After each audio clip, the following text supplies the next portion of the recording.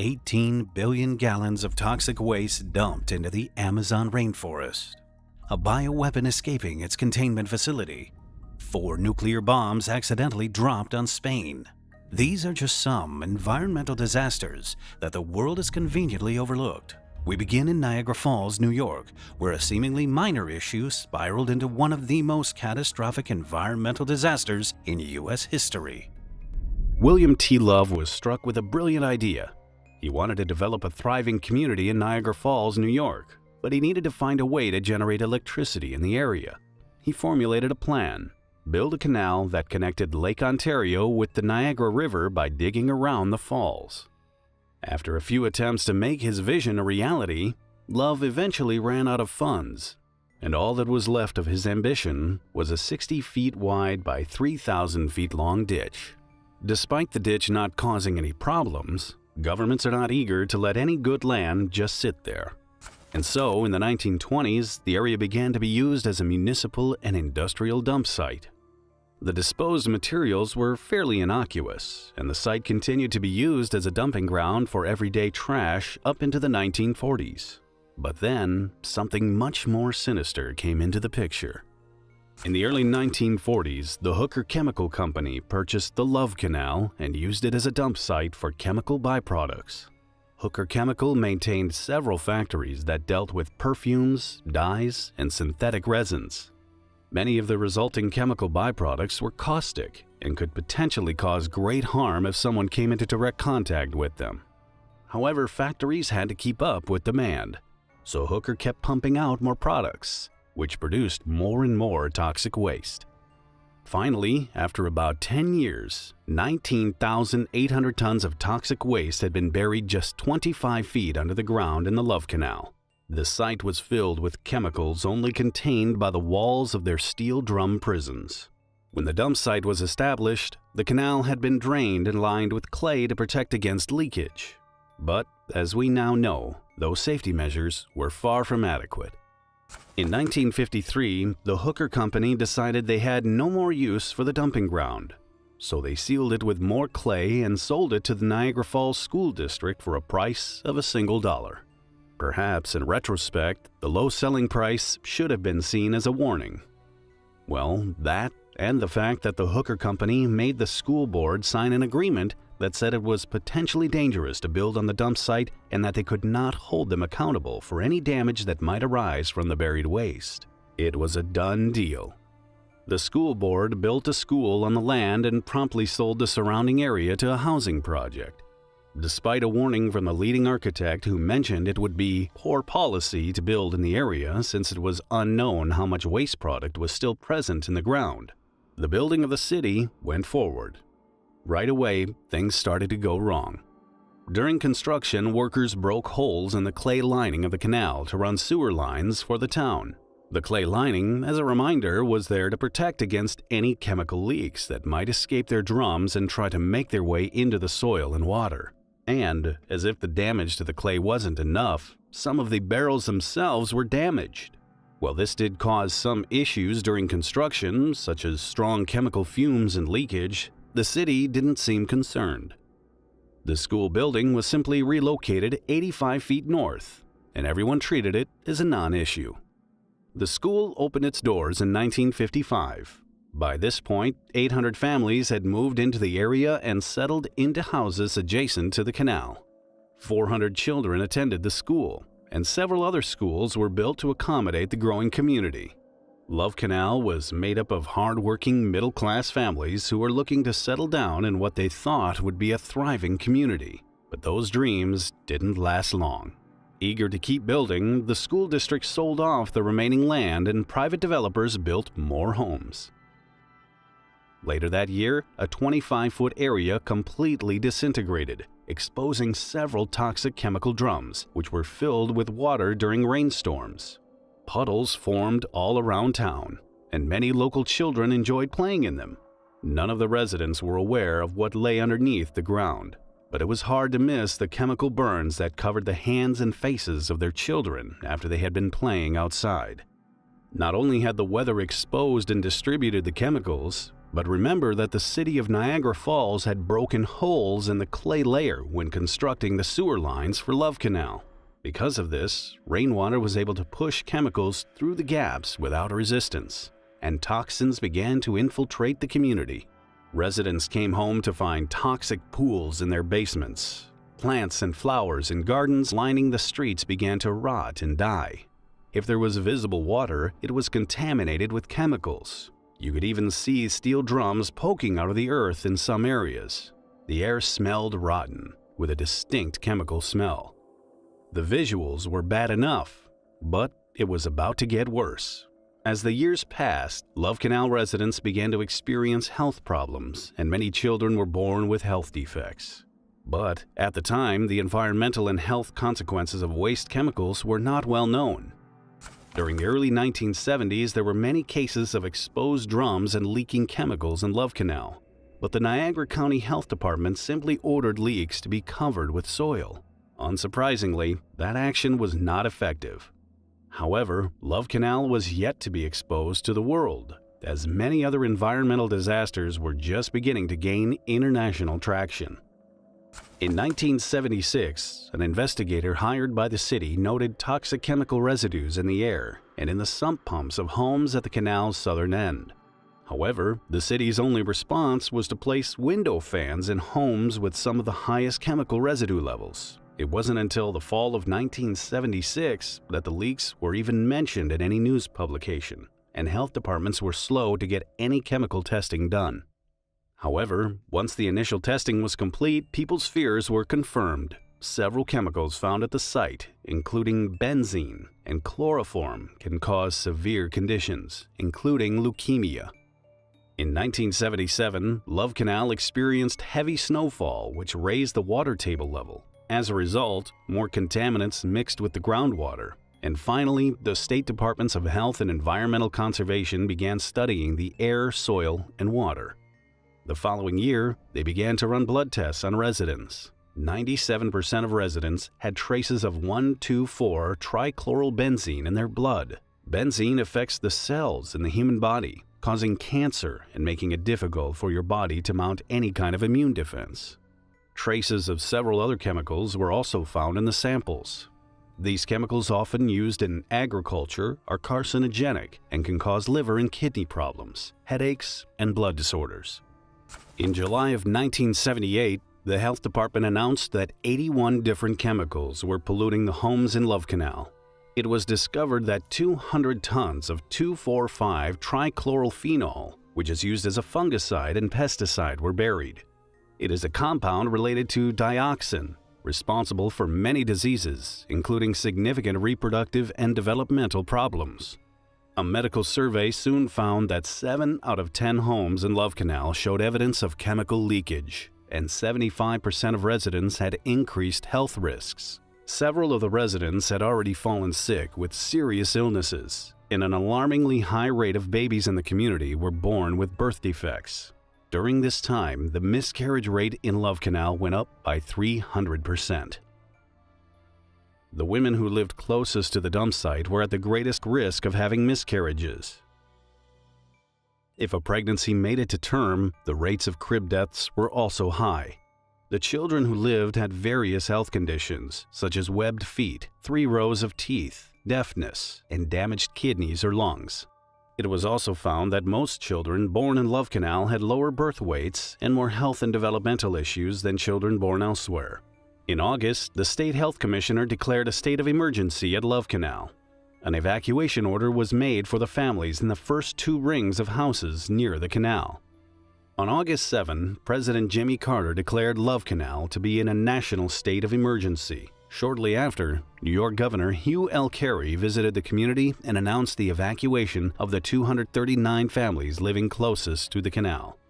In October 1978, work began on a chemical drainage system, but residents were angry. Calls grew to evacuate the entire community. On December 11, picketers arrived at the work site demanding answers and safety. Their leader was a young mother and Love Canal resident named Lois Gibbs. Gibbs and other protesters were briefly arrested before having all charges dropped. This began several years of activism for Love Canal residents. For many years, the government and the Hooker Chemical Company downplayed the severity of the situation, while residents grew increasingly desperate. Everyone but the families closest to the dump site had to continue living in homes filled with noxious substances. In February of 1979, the evacuation radius was increased to 6 blocks. Meanwhile, the other residents were still stuck with severe medical conditions in their homes. None of them could afford to move without financial support, as all of their homes had become worthless. In May of 1980, the Environmental Protection Agency produced a study that showed that Love Canal residents may have chromosome damage due to the chemicals. Although the study was eventually refuted, it renewed anger in residents. On May 19th, residents held 2 Environmental Protection Agency officials hostage in the Love Canal Homeowners Associate office and demanded the entire population of Love Canal be evacuated. President Carter declared a second state of federal emergency at Love Canal and ordered the evacuation of all 728 families in the 50-block radius of the canal. Eventually, President Carter signed a $20 million state federal aid package for Love Canal. The government agreed to purchase 550 homes and all but 76 sold. Over the next few years, the government destroyed all 227 homes closest to the canal. In 1982, the concentration of dioxin in the canal was 100,000 times stronger than the level where it begins to be toxic in animals. Over the following years, cleanup efforts continued. An Occidental Chemical Corporation, the company that purchased the Hooker Company, eventually settled with the residents in 1984. They offered a $20 million lump sum payment along with a $1 million medical trust fund. In a tiny silver lining, largely due to Love Canal, the Comprehensive Environmental Response, Compensation and Liability Act of 1980 was signed into federal law. Known as the Superfund Act, it is run by the EPA to investigate and clean up sites that have been contaminated with hazardous substances. Today, there are 40,000 of those sites around the country. Love Canal was the first site to receive funding. The cleanup process took 21 years and cost $400 million. Today, Love Canal has a fenced 70-acre site that includes the original waste site with a 40-acre cap, a barrier drainage system, and a leachate collection and treatment system. In addition, there are more than 150 monitoring wells in the surrounding area that are inspected frequently. It was found that Occidental did not break any laws when disposing of their chemical waste. However, they were still held accountable due to the retroactive liability provision in the Superfund Act. In 1994, Occidental Chemical Corporation and Occidental Petroleum agreed to a $98 million settlement with New York State for cleanup costs. A year later, the APA sued Occidental Petroleum. The company agreed to pay $129 million in restitution. Several houses in the outer rings of Love Canal were deemed fit for habitation, and new homes were built in the area.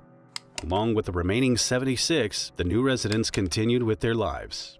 Today, many of them are suffering from inexplicable health problems. From toxic Love Canal, we move to Arlsk 7, also known as the ground zero for some of the deadliest biological experiments in history. It's late July 1971 at the Aral Sea. On the deck of a biological research vessel, Lev Berg, a 24-year-old marine biologist, casts nets to collect plankton and fish. In the distance, some 15 kilometers away, she can see the coast of Vozrozhdenia Island. People live there, but no one ever comes in contact with them. The island is a restricted area, the property of the Soviet military. The locals don't know what kind of military facility it is, only that no one is allowed to go anywhere near the island. Soon she would learn that Vozrozhdenia was off limits for a good reason. A week after she traveled near the island, the scientist fell ill. Once she returned home to Arlsk, the largest town on the coast of the Aral Sea, she developed a high fever. Her illness raised the alarm locally and escalated Moscow's highest political circles. The disease she carried was one of the most terrifying. The military facility at Vozrozhdenia Island was anything but ordinary. There were no reports of loud explosions, rocket launches, or the usual that one might expect from the mighty Red Army. Instead, it was home to a secret biological weapon testing site. At the time, the Soviet Union had an extensive biological weapons program. The head of the program was the notorious chief of the secret police, known as the NKVD, Lavrenti Beria. Apart from commanding the Soviet biological weapon program, Beria was also in charge of the atomic bomb project. Under his leadership, the Soviet Union developed a sophisticated biological weapon program, primarily as a response to a similar program developed by the United States. Like most things related to Soviet military efforts, the biological weapons project was shrouded in mystery. Apart from the Central Research Institute in Kirov, there were research facilities in Sverdlovsk, present-day Yekaterinburg, and Zargosk, present-day Sergeyev Posad. In addition, field tests were conducted at several locations, with the one at Vozrozhdenia Island being among the most important.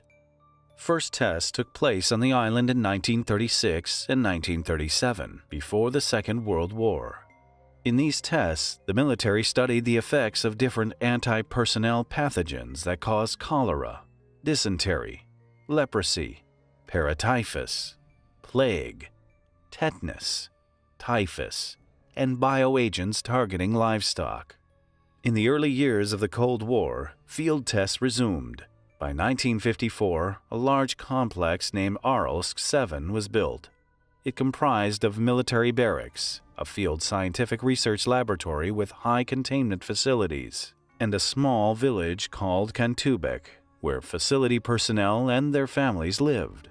Far downwind from this complex was a vast open-air test range spreading over 100 square kilometers.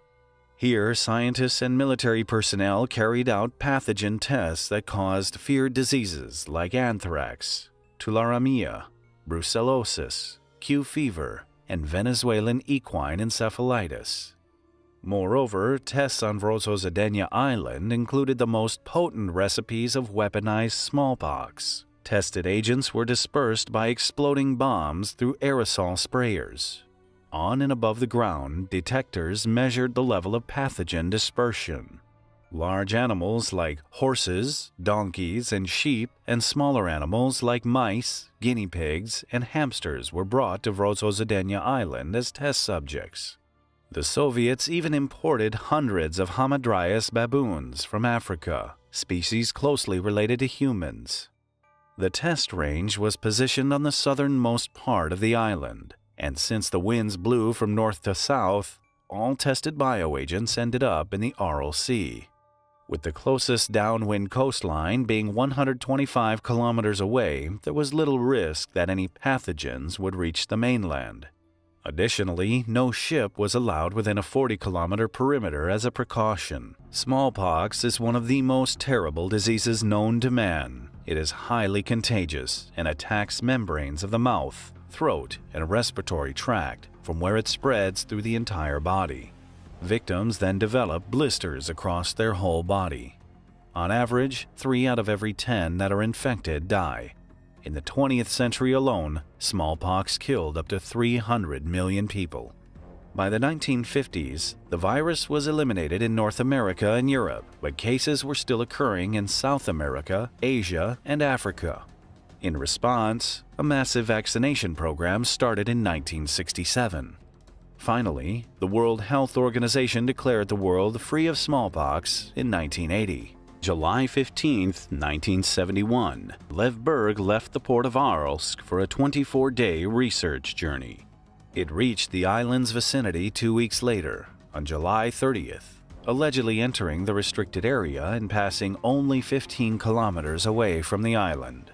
According to a deputy chief of the Red Army General Staff, General Pyotr Burgasov, the Army was testing biological weapons at that time. 400 grams of an exclusive smallpox recipe had just been dropped at the test range. The explosion of the virus bomb spread the pathogen, reaching the biologist on Lev Berg's deck. On August 6, the biologist felt the first symptoms of the disease, a fever accompanied by headache and muscle aches. Upon returning to Aralsk on August 11, she immediately went home to be taken care of by her mother. A general practitioner who visited her noted she had a high fever of 39 degrees Celsius and prescribed her aspirin and antibiotics. After the fever broke, a rash appeared on her face, scalp, and back. Luckily, she recovered quickly, primarily because she was vaccinated against smallpox. 2 weeks after the biologist came home, her younger brother fell ill. He as well had a fever and a skin rash. His initial treatment included tetracycline antibiotics and aspirin, but it didn't stop the virus from spreading. At first, the physicians didn't consider smallpox because the Soviets eradicated it a decade ago. 8 more people got infected, 6 adults ages 24 to 60 and 2 children. A viral swab confirmed the presence of the smallpox virus. Antibody tests performed in the Institute for Viral Preparations in Moscow also showed an increased level of antibodies to smallpox. Interestingly, no other crew member from the Lev Berg got infected. Of the 10 infected residents, 1 adult and 2 less than a year-old infants developed a highly lethal hemorrhagic form of the disease and died. None of them were vaccinated against smallpox, whereas the vaccinated marine biologists and remaining individuals recovered. When General Burgasov heard of the infections, he knew the cause since he was familiar with the tests conducted at Aralsk 7. The general then informed the chief of the general staff and asked the trains traveling from the Kazakh capital of Alma-Ata to Moscow should not be allowed to stop at Aralsk. The health authorities were quick to react by completely sealing Aralsk. No one was allowed to enter or leave the town. A couple of hundred residents who had direct contact with the virus were isolated in a tent city. The entire population of nearly 50,000 was vaccinated in just 2 weeks. 5,000 square meters of living space and 18 metric tons of household goods were disinfected. KGB chief Yuri Andropov, who Burgasov informed of his doubts, ordered him not to speak to anyone else about it. Disclosing the incident would have undoubtedly caused panic in the country. More importantly, it would reveal the details of the Soviet top-secret biological weapons program. The incident was circumstantial evidence that the virus had been enhanced and hardened to maintain its infectivity after dispersion as an aerosol, even after traveling downwind over at least 15 kilometers. The Soviets perfected the airborne delivery of the virus by spreading it using aerial bombs, a far more effective method than person-to-person transmission. In addition, many bioagents were genetically altered to resist heat, cold, and antibiotics in the following years. The 1971 smallpox break incident was a lone case that resulted in minimal casualties, even though there was an objective threat to infect the entire region. Nevertheless, the secret facility continued testing biological weapons. Until its closure, there were no records of similar incidents. Not officially, that is. A year after the 1971 incident, 2 fishermen went missing. Their bodies were found in the boat drifting in the middle of the Aral Sea. They were suspected of dying from the plague. Then, in May of 1988, 50,000 saga antelopes died in a short period. The cause of death remained unknown. On April 10, 1972, the Soviet Union signed and agreed to completely ban, quote, microbial or other biological agents or toxins, whatever their origin or method of production, of types and in quantities that have no justification for prophylactic, protective, or other peaceful purposes, and on weapons, equipment, or means of delivery. 77 other countries signed the convention, including the United States. However, the Soviets doubted the United States' compliance with the convention and subsequently ramped up their biowarfare program. It became a massive effort with dozens of secret sites employing up to 65,000 people. The Aralsk 7 facility continued its work until the collapse of the Soviet Union in 1991. By that time, the water level of the Aral Sea had dropped drastically after its water supply had been rerouted to irrigate fields. Therefore, the island grew 10 times in size and became a peninsula connected to the mainland. The former island's territory is split between Uzbekistan and Kazakhstan, two countries that declared independence from the Soviet Union. In November 1991, the Aralsk 7 facility was officially closed. The entire infrastructure was abandoned, including the village of Kantubek, which became a ghost town. What's left behind are cache pits with anthrax slurry and mass graveyards with the infected remains of thousands of test animals. As was the case in 1971, residents still stay clear of the site. It only reminds them of a time when a devastating secret weapon nearly wiped them out. Deep within the lungs of the world, the Amazon rainforest, a disaster of unprecedented magnitude is taking place. Those responsible are determined to keep it a secret.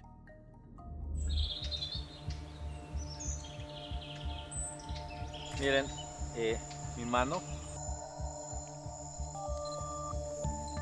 Ahí lo tienen.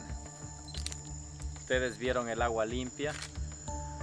Después de un poco de verle movido el sedimento. Vea. Puro petróleo. The rainforest provides everything one could need. Besides being abundant with wildlife, the Amazon was also rich in oil. This caught the attention of one of the largest oil-producing companies in the world, Texaco. In the following 3 decades, the once pristine rainforest was transformed into what has been described as one of the world's most contaminated industrial sites, the Amazon's Chernobyl.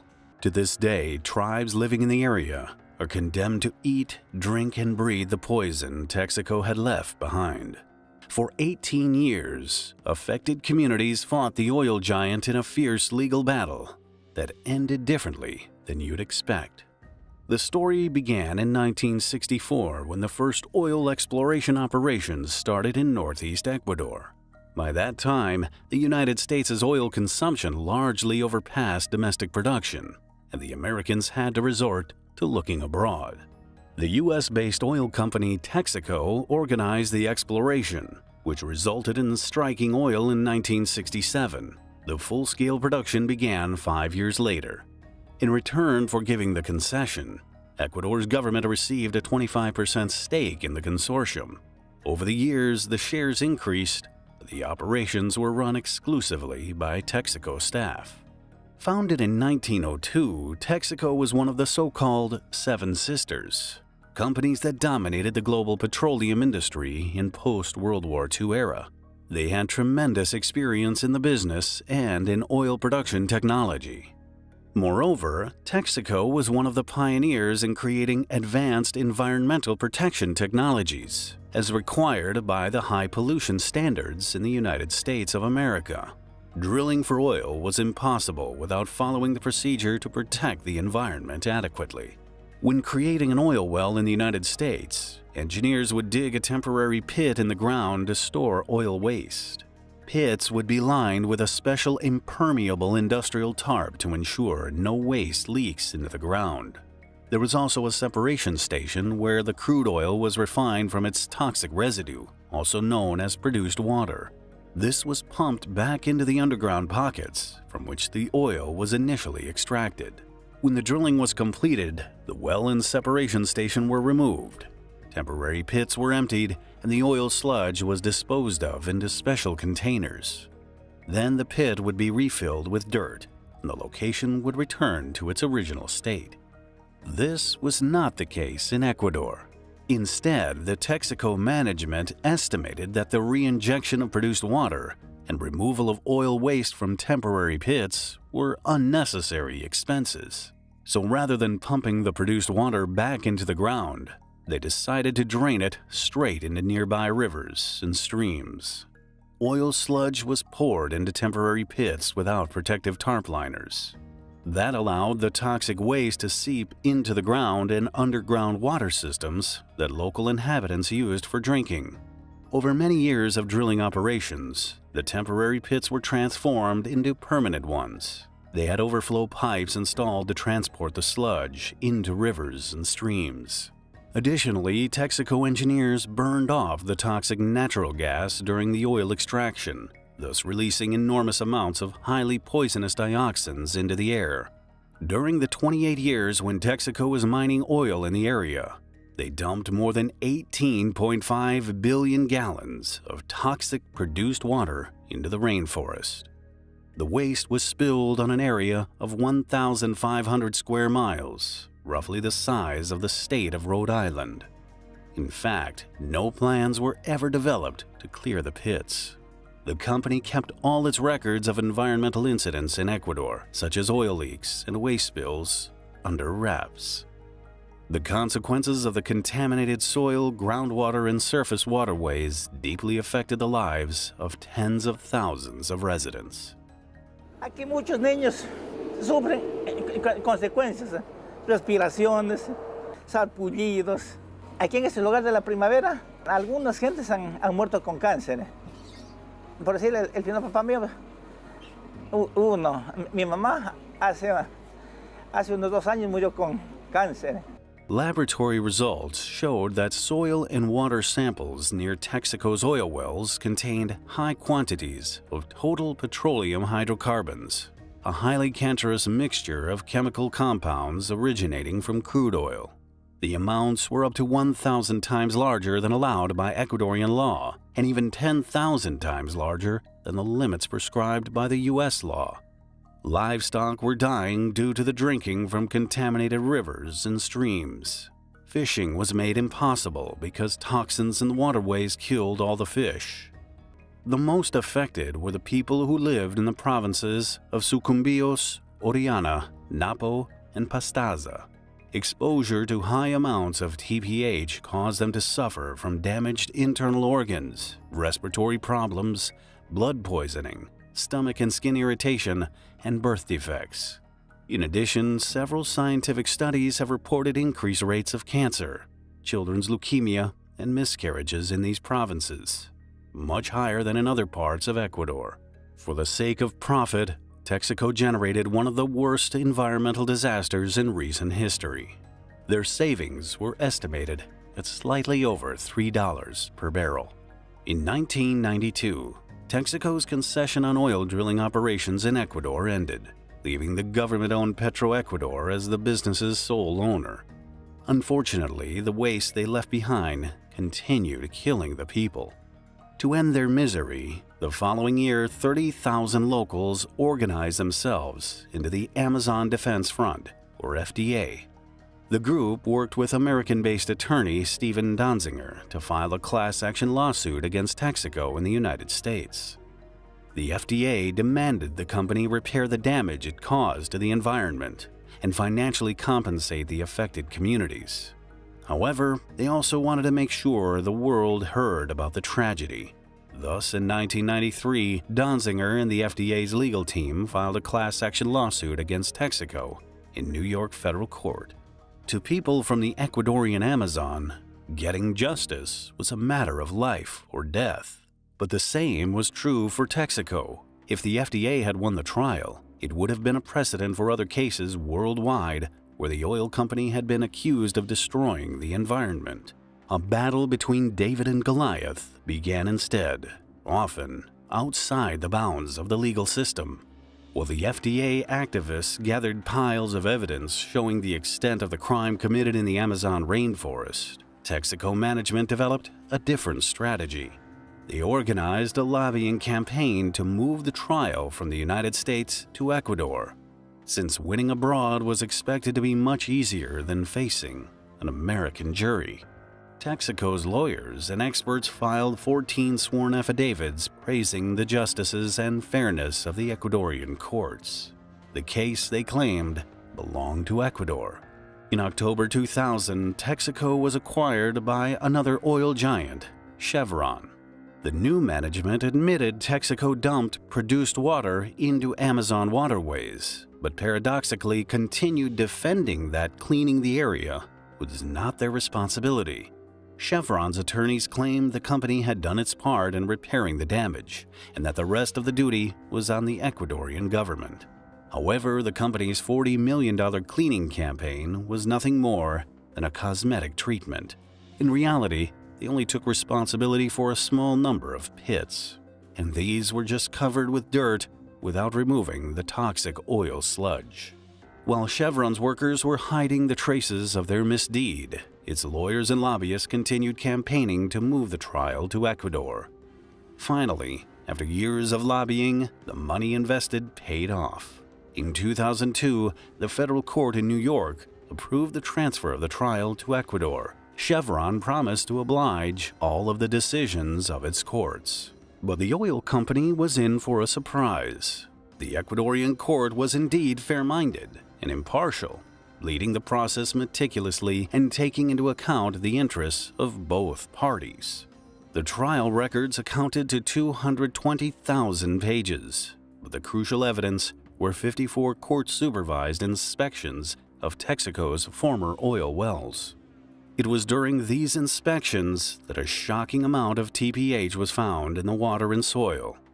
Prior to this, Chevron's engineers secretly surveyed the oil wells to find areas in the ground with as little TPH as possible. Nice job, Dave. Give you one simple task. Who picked the spot, Renee? Don't find Who picked the spot, Renee? However, the pollution was so widespread that they could not find any clean samples to present as evidence of Chevron's cleanup. 18 years since the original lawsuit was filed, and 9 years after the trial was moved to Ecuador, the court finally reached a verdict. Chevron was found guilty of polluting 2 million acres of the Amazonian rainforest. The court ordered them to pay $18 billion for the remediation of the environment, the restoration of ecology, and to compensate the 5 affected indigenous communities. Half of the sum was the fine for Chevron refusing to publicly apologize. However, after an appeals court ruled there was no legal basis to sanction Chevron for not apologizing, the fine was reduced to $9.5 billion. The verdict was the end of a long-lasting struggle to hold the reckless oil company accountable. Justice was achieved. It was not how Chevron saw things, though. Much to the public's dismay, Chevron refused to pay any fine altogether. Instead, they responded to the verdict with a fierce campaign against enforcing it. Intending to dismiss the validity of the Ecuadorian court judgment, they filed a countersuit in the United States Federal Court and The Hague's Permanent Court of Arbitration. The countersuit based on the testimony of an Ecuadorian ex-judge, Alberto Guerra, who claimed local tribes offered him money to ghostwrite the Ecuadorian court judgment. In 2014, the U.S. District Court in New York ruled that the Ecuadorian verdict was the product of fraud and racketeering, and thus unenforceable. This released Chevron from liability for damage it caused in Ecuador, and the Hague Court ruled the same verdict, ordering the Ecuadorian government to pay $112 million to Chevron. The two verdicts meant there was no way to enforce the Ecuadorian ruling. FDA lawyer Stephen Donziger was ultimately put on house arrest for refusing to provide the court with his personal computer, phone, and all the documents relating to the lawsuit. It appears the victim has become the culprit.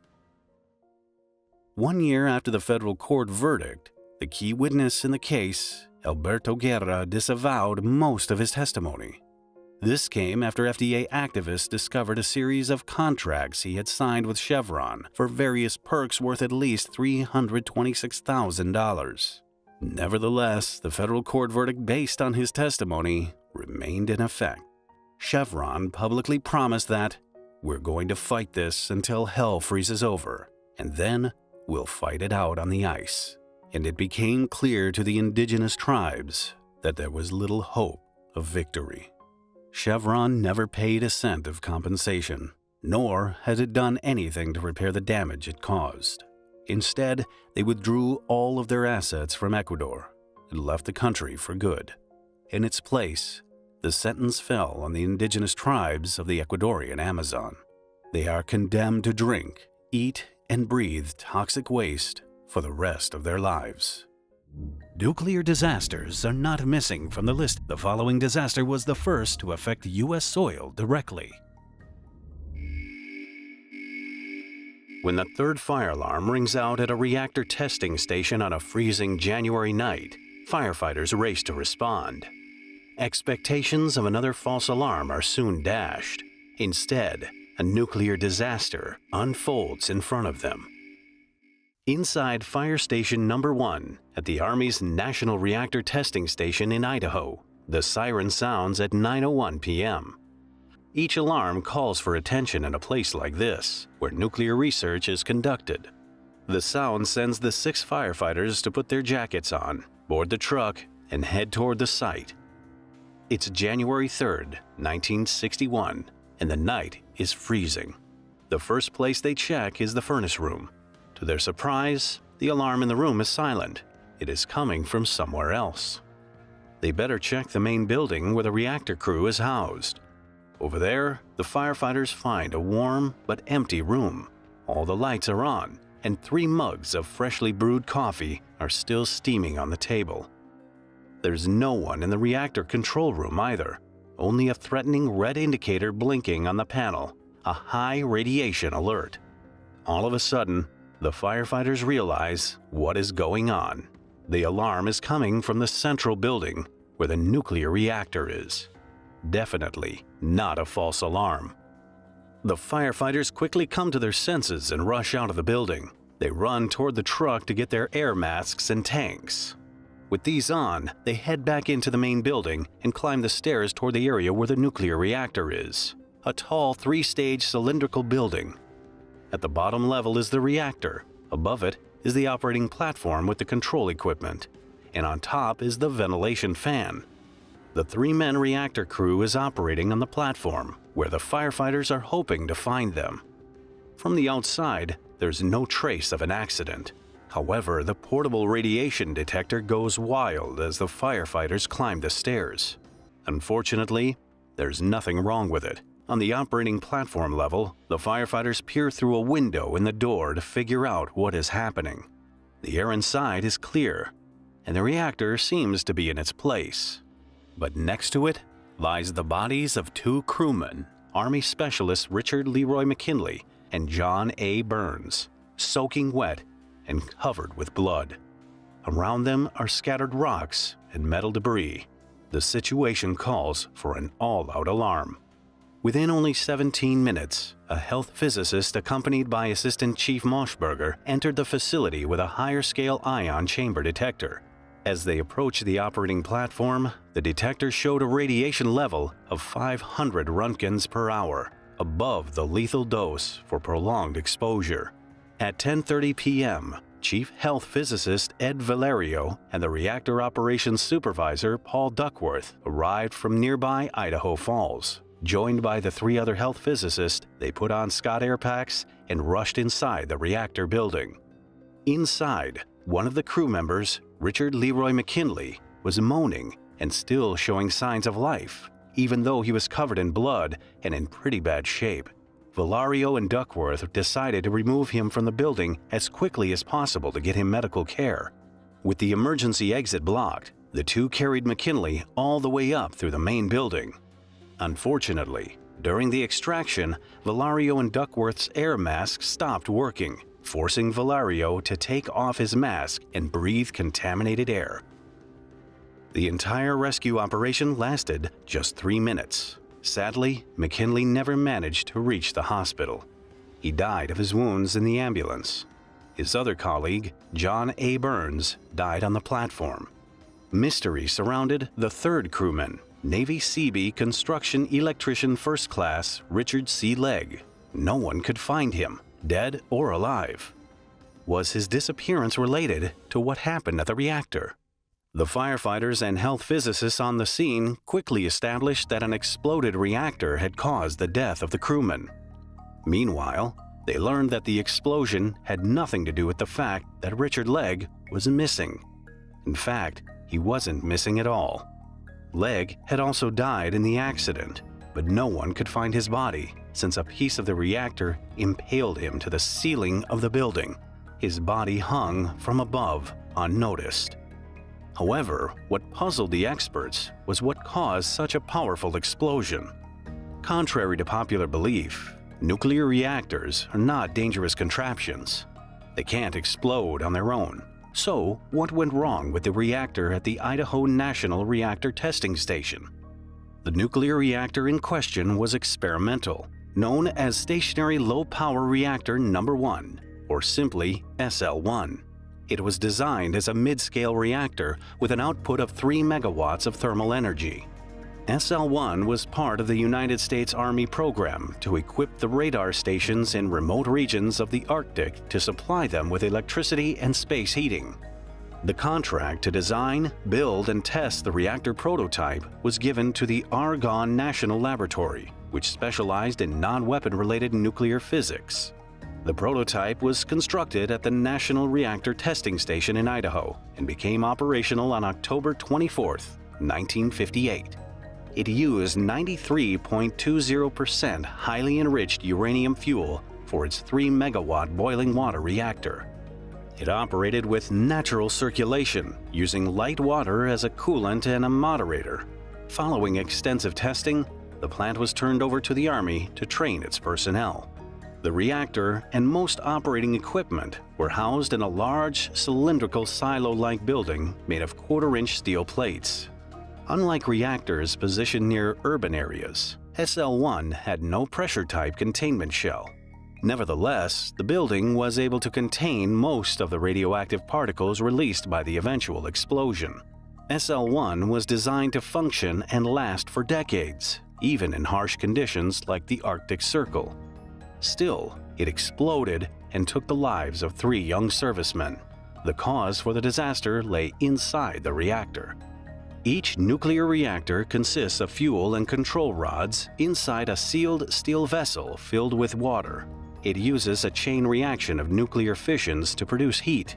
Once the reaction becomes self-sustaining, the reactor reaches the so-called critical state.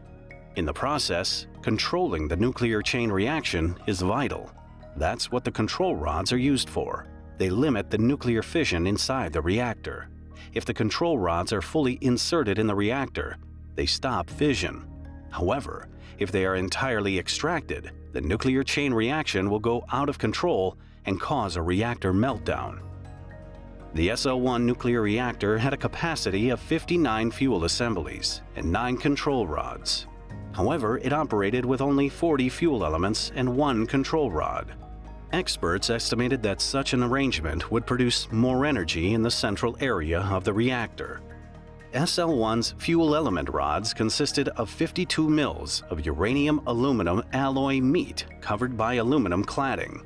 In total, the reactor contained 31 pounds of uranium-235, a uranium isotope used to build the Little Boy atomic bomb dropped on Hiroshima in 1945. The cruciform control rod was made of 60 mils thick cadmium clad with aluminum. Being the only active control rod in the reactor, it was essential for the reactor operation.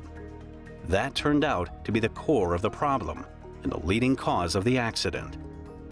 Since all 3 crewmen involved in the accident were dead, it was difficult to reconstruct the events that took place in the reactor building that day. The initial investigation determined that the reactor vessel was detached but still in its bed. However, 4 shield plugs designed to hold control rods were ejected, and the inspection of the control rod showed it was extracted from its bed. That gave the investigators an idea of what caused the accident. It was the result of one wrong move.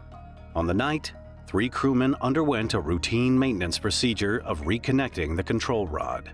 Due to the Christmas holidays, the reactor was shut down for 11 days, and the operators were going to put it back into operation. The procedure required the control rod to be manually withdrawn from the reactor, connected to its drive mechanism, and lowered back into the reactor. It was a step-by-step process in which the crew members strictly followed the operating manual instructions. First, one of the crew members, probably John Burns, extracted the control rod 3 inches from the reactor. Next, the other crewman, presumably Richard Legg, put the C-clamp on the rod to hold it in place while the drive mechanism was attached. After completing the reconnection, Burns was supposed to manually lift the rod for another 2 inches for Legg to take off the C-clamp and lower it into the reactor. However, instead of lifting the rod 2 inches, Burns lifted it 20 inches.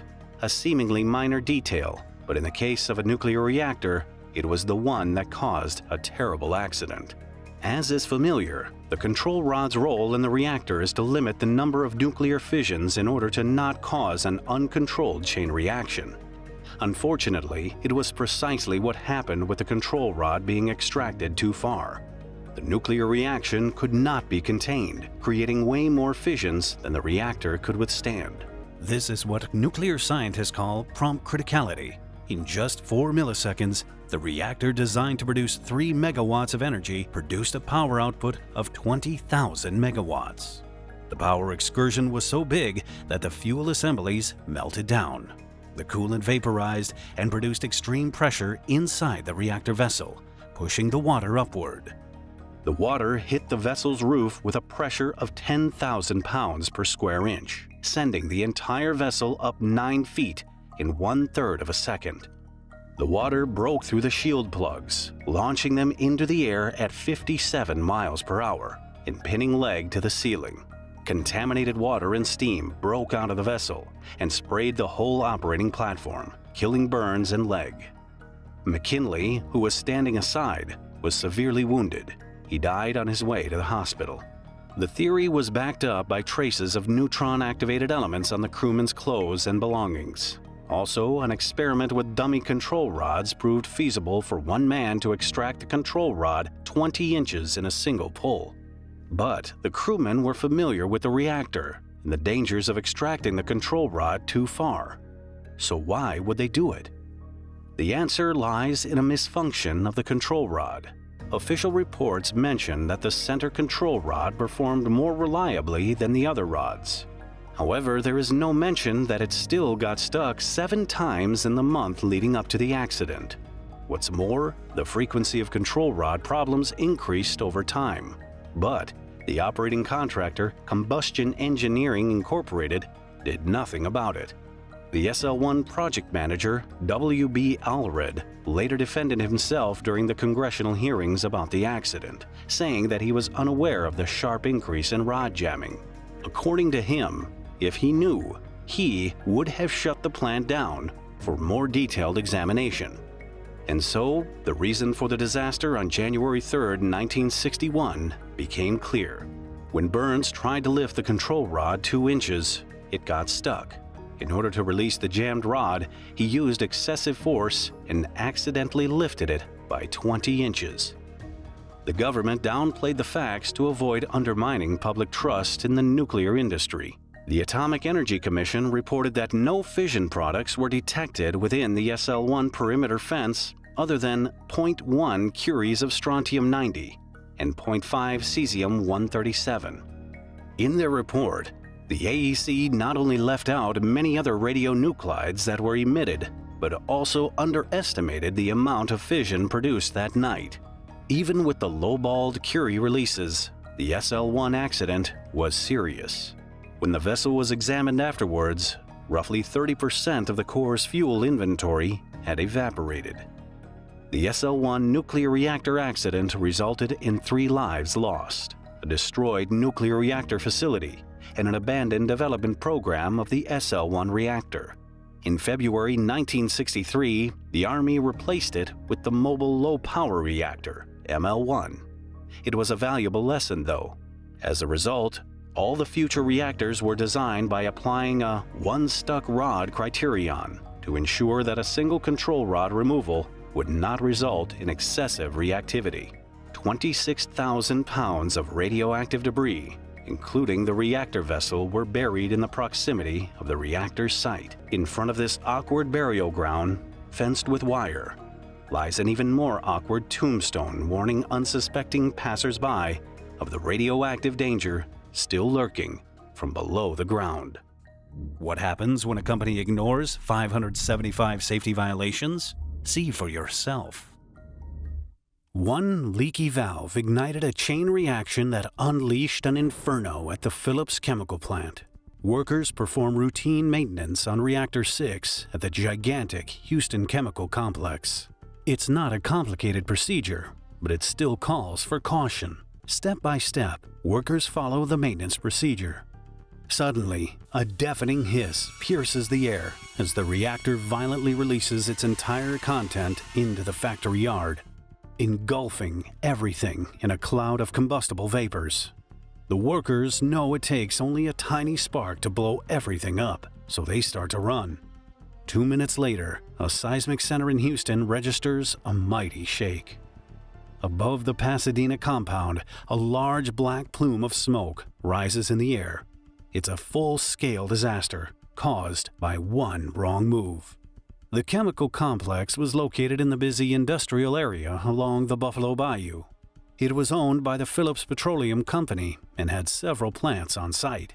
Reports suggested that the company was known for hiring subcontractors and less trained workers compared to their own employees. On the day of the disaster, a group of workers was assigned to do maintenance on Reactor 6.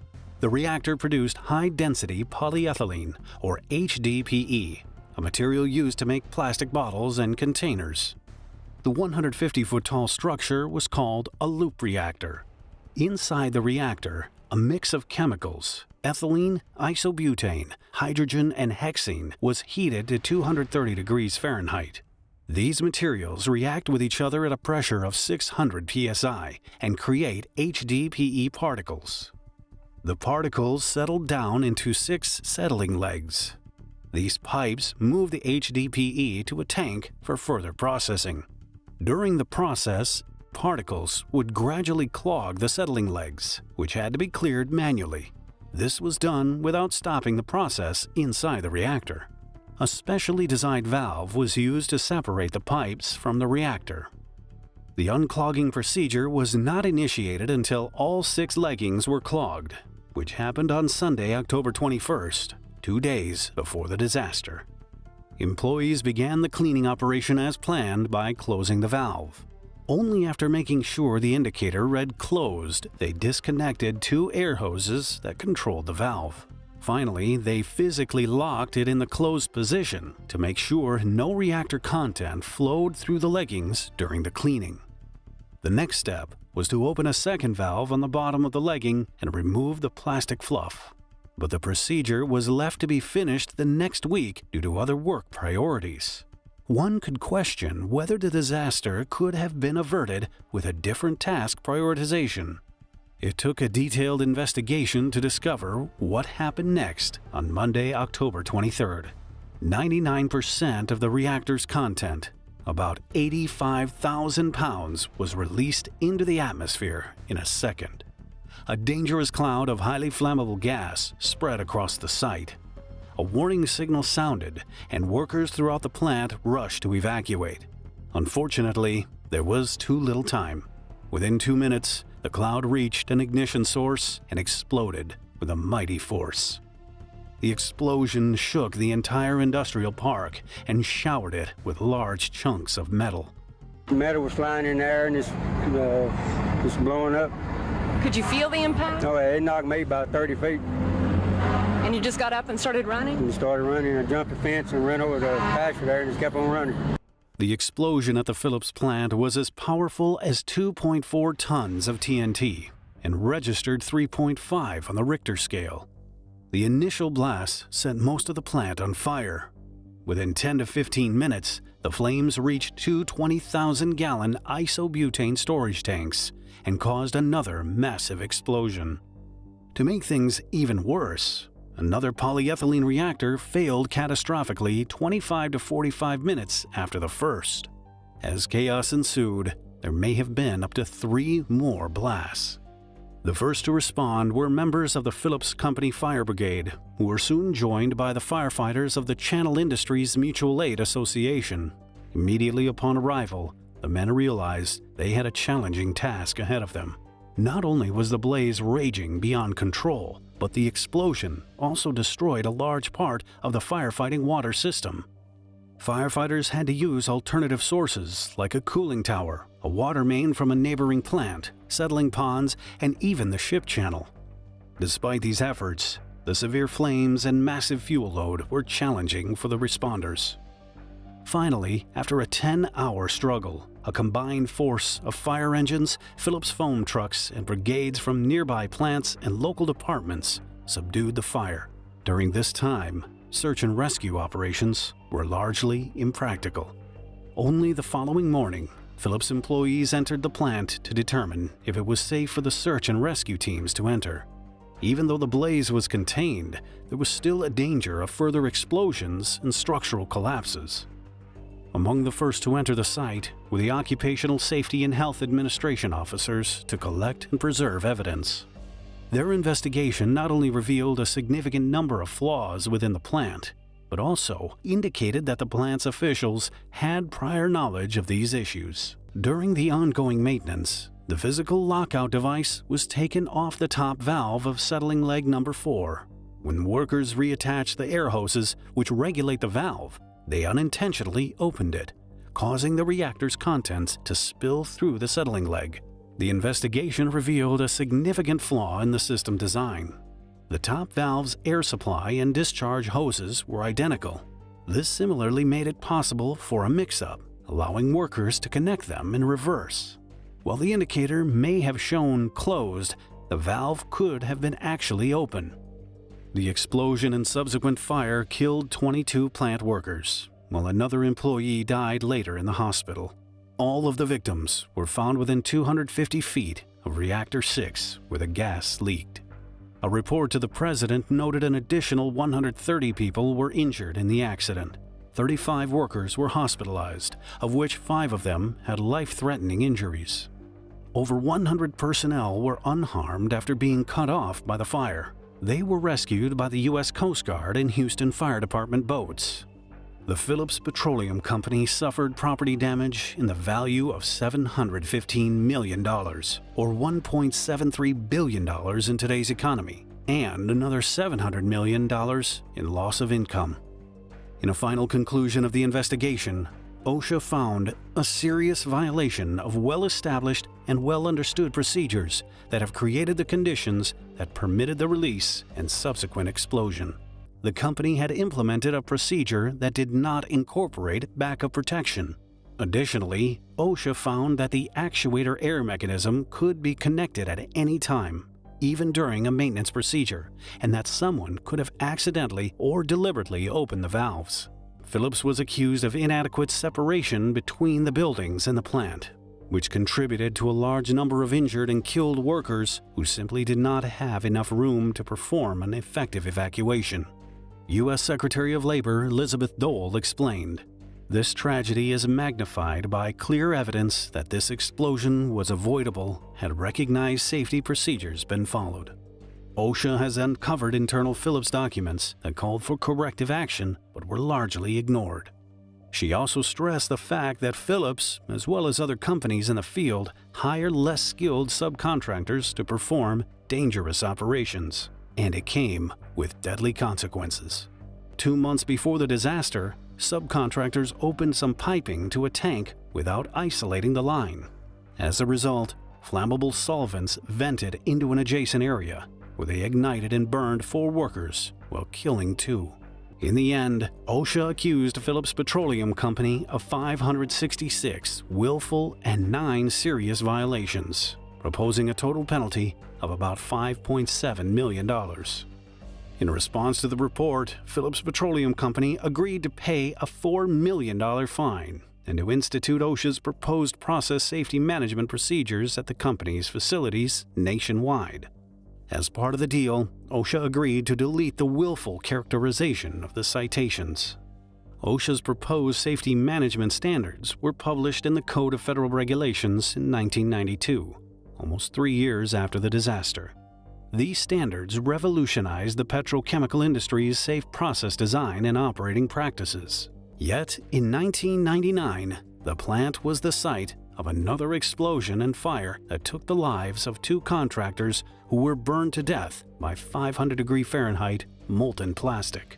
One more explosion with a fatal outcome took place in the following year. After all the disasters that befell the company, the workers' safety seemed to have remained just a dead letter. And the next is that time the U.S. accidentally dropped 4 nuclear bombs on Spain. Gentlemen, this air intelligence briefing is secret. We've analyzed the Soviet guided missile test program in great depth The Soviet missile development program reveals that it introduces a new dimension to surprise and forces us to reassess our own strategic position and re-evaluate the Soviets' ability to deal a crippling blow. It's the year 1966, and U.S. military planes are soaring through the skies over a peaceful coastal village in southern Spain. But suddenly, disaster strikes. The two planes come crashing down. One plane carries 4 megaton hydrogen bombs, each 250 times more potent than the atomic bomb that devastated Hiroshima.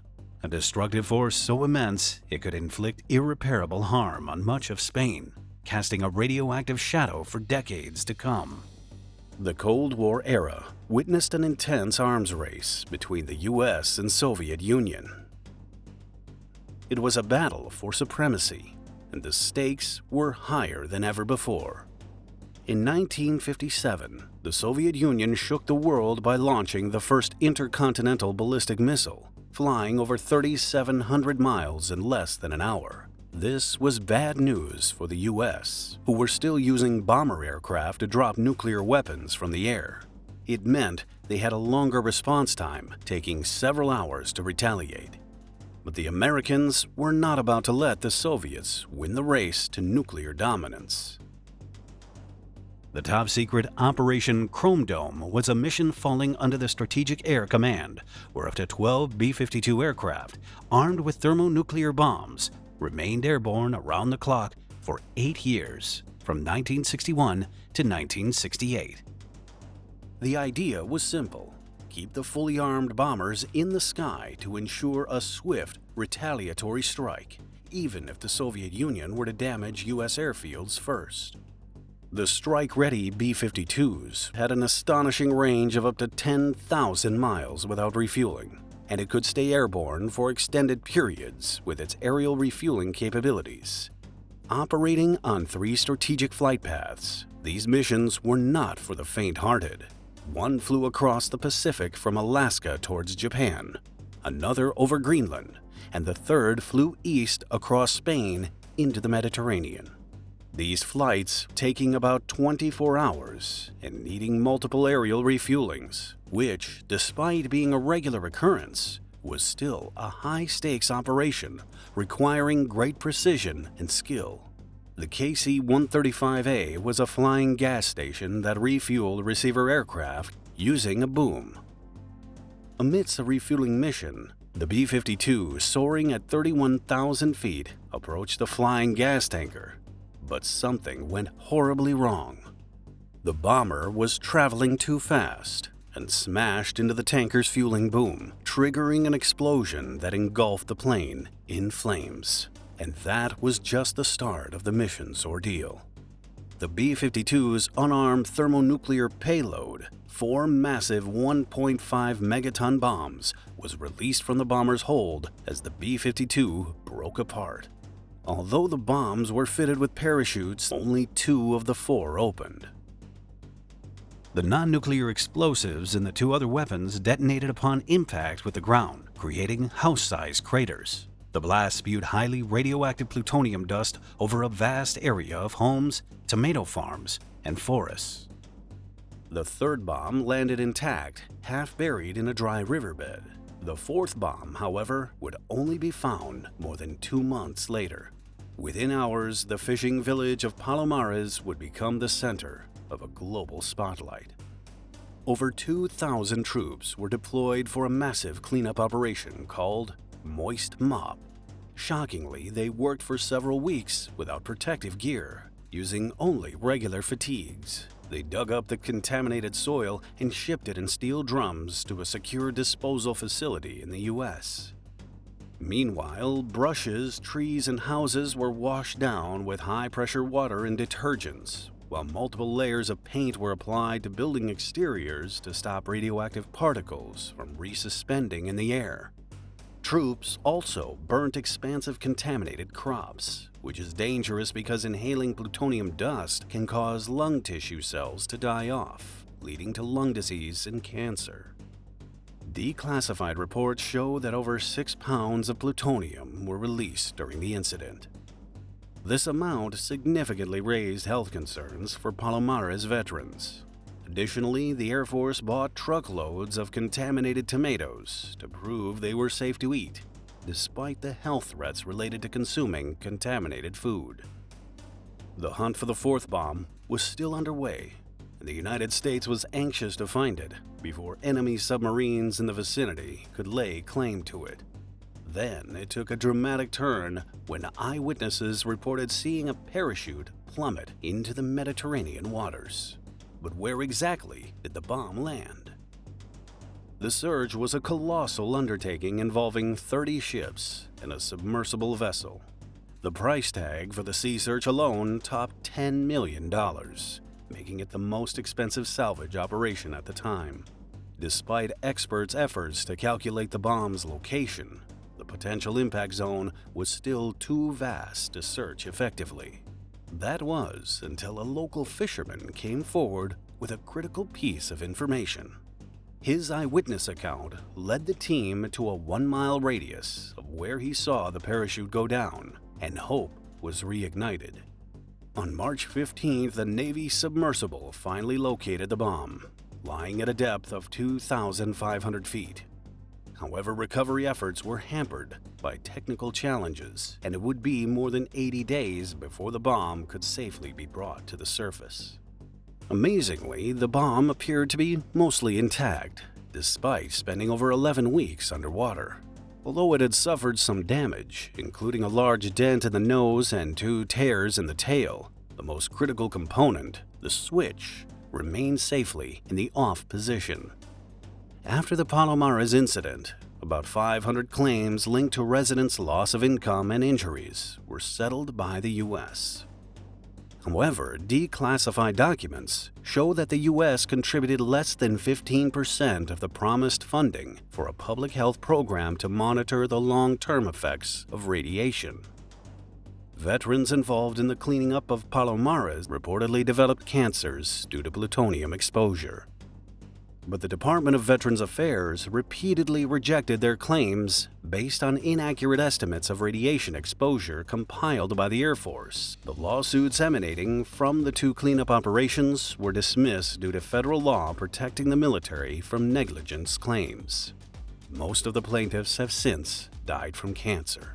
In August 2022, however, President Joe Biden signed the Promise to Address Comprehensive Toxics Act to improve veterans' access to health care related to toxic exposure. To this day, the haunting legacy of contamination grips Palomares. Soil tests in the 1990s showed over 65,000 cubic yards remained contaminated, with undetected areas reportedly indicating radiation levels 20 times the permissible level for populated areas. It's been more than a decade since the U.S. agreed to clean up the remaining plutonium, but a timeline has not been announced.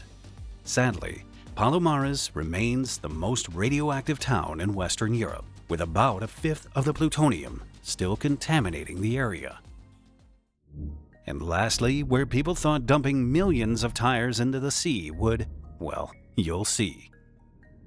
In the depths of the ocean off the coast of Fort Lauderdale, Florida, lies a haunting testament to what happens when good people make terrible decisions. It all started as a grand vision to recycle discarded tires and create an artificial reef to lure new marine life. The concept of the Osborne tire reef took shape in the 70s, emerging as a proposed solution to the mounting landfill waste crisis. Environmentalists and entrepreneurs came up with the idea, believing that it would serve as a sanctuary for marine organisms. Their vision was to create a habitat that would support the underwater ecosystem and lure divers and tourists into exploring its wonders. It was thought to be a win-win situation. The plan would lay the foundation for renewed coral growth and simultaneously address the tire waste issue. The intention behind the reef was noble, and the project garnered support from local authorities and environmental organizations. It even received government funding. A multitude of boat owners volunteered, and the Goodyear Tire and Rubber Company lent a helping hand, providing essential equipment. In 1972, the first bundle was transported to the site. Concrete jacks were placed on the ocean floor within a 50-foot diameter circle to establish the reef's foundations. The tires were bundled together and secured with steel cables and chains, forming interconnected structures intended to mimic the complexity of natural coral reefs. The bundles were then dumped without a strategic plan or placement, scattered across a 35-acre area at a depth of about 70 feet. As a symbolic gesture, Goodyear's renowned blimp graced the occasion, releasing a gold-colored tire to christen the site where the new reef would thrive. And so, the Osborne Tire Reef came into existence, with over 2 million tires at the bottom of the ocean poised for its transformative mission. By the 1980s, the dark reality of the ill-fated project began to unfold. While some tires were properly bound together before being submerged, others were discarded loosely after authorities permitted dumping used tires at the site. Moreover, the steel clips that secured them quickly corroded in salt water. As a result, the tires became untethered, allowing them to drift freely with the ocean currents. This uncontrolled movement not only disrupted any life that had managed to take hold on the reef, but also hindered further growth. They collided with the natural reefs of the nearby Florida Reef Tract, causing damage to coral and driving away fish. The region's frequent tropical storms and hurricanes further exacerbated the situation. The drifting tires smashed into corals, smothering them under a layer of tires. But it wasn't just the physical destruction that plagued the reef. The steel wire within the rubber caused entanglement hazards for marine life, disrupting their habitats and potentially causing injury or death. As they deteriorated and shifted, the tires released toxic chemicals into the surrounding waters. Heavy metals and hydrocarbons permeated the delicate marine ecosystem, poisoning the very life they were meant to nurture. Instead of bustling schools of fish, it became a desolate wasteland. In 1995, Hurricane Opal propelled nearly 1,000 tires ashore along the Florida Panhandle. Then, 3 years later, Hurricane Bonnie washed up tens of thousands more on the North Carolina coastline. The grim reality of the failing artificial reef became undeniable, demanding urgent attention. In 2001, the Faculty of Ocean Studies at a local university took the initiative to organize a cleanup operation at the site. But the task was daunting, and the progress was disheartening as only 1,700 tires were removed at an astounding cost of $17 each. The projected cleanup cost was estimated at $30 million, hindering significant efforts for years to come. But hope reignited in 2007 when officials sought assistance from the military. That summer, military divers started the retrieval operation. They bundled and lifted the tires from the ocean floor, transporting them to a recycling facility in Georgia, where they were turned into a tire-derived fuel for a paper mill. In the first month alone, they successfully removed 44,000 tires, and the total count reached over 70,000 by the end of 2009. Despite the efforts, several 100,000 of the estimated 2 million tires still rest in the coastal waters of Florida. As the fight to undo the damages continues, the battle is far from over. The shattered coral reefs, toxic pollution, and desolate underwater landscape bear witness to the irreversible damage caused by the Osborne Tire Reef. Thank you for watching until the end. If you like this video, watch more here and please comment and subscribe for more.